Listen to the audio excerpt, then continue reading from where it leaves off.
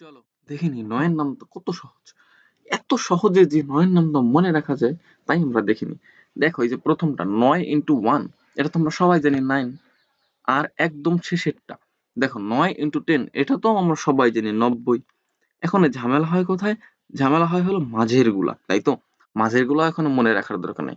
তুমি শুধু যা করবা সেটাই দেখো। দেখো ৯ into 2 এখানে দেবা 1, এখানে 2, এখানে 3, এখানে 4, এখানে 5, এখানে 6, এখানে 7, এখানে 8, ওকে?